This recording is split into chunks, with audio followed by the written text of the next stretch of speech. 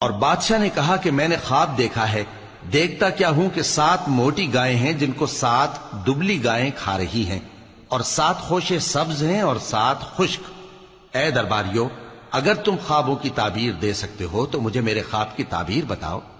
انہوں نے کہا، یہ خواب تو پریشان خیالی سے ہیں اور ہمیں ایسے خوابوں کی تعبیر نہیں آتی۔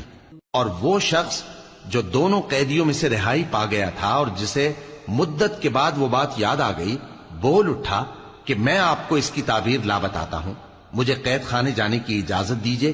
غرض وہ یوسف کے پاس آیا اور کہنے لگا، یوسف، اے بڑے سچے یوسف، ہمیں اس خواب کی تعبیر بتائیے کہ 7 موٹی گایوں کو 7 دبلی گائیں کھا رہی ہیں، اور 7 خوشے سبز ہیں اور 7 سوکھے، تاکہ میں لوگوں کے پاس واپس جا کر تعبیر بتاؤں۔ عجب نہیں کہ وہ تمہاری قدر جانے۔ انہوں نے کہا کہ تم لوگ 7 سال متواتر کھیتی کرتے رہو گے، تو جو غلہ کاٹو تو تھوڑے سے غلے کے سوا جو کھانے میں آئے باقی کو خوشوں میں ہی رہنے دینا۔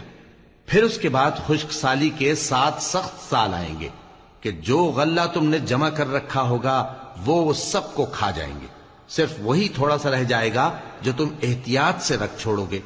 پھر اس کے بعد ایک ایسا سال آئے گا کہ خوب مے برسے گا اور لوگ اس میں رس نچوڑیں گے۔ اور یہ تعبیر سن کر بادشاہ نے حکم دیا کہ یوسف کو میرے پاس لے آؤ۔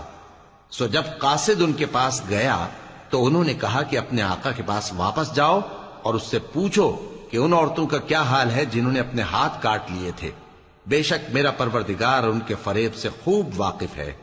بادشاہ نے عورتوں سے پوچھا کہ تمہارا کیا قصہ تھا جب تم نے یوسف کو اپنی طرف مائل کرنا چاہا؟ سب بول اٹھیں کہ اللہ پاک ہے، ہم نے اس میں کوئی برائی معلوم نہیں کی۔ عزیز کی بیوی نے کہا، اب سچی بات تو ظاہر ہو ہی گئی ہے، اصل یہ ہے کہ میں نے اس کو اپنی طرف مائل کرنا چاہا تھا اور وہ بے شک سچا ہے۔ یوسف نے کہا کہ میں نے یہ بات اس لیے پوچھی ہے کہ عزیز کو یقین ہو جائے کہ میں نے اس کی پیٹھ پیچھے اس کی امانت میں خیانت نہیں کی، اور اللہ خیانت کرنے والوں کی چال کو چلنے نہیں دے۔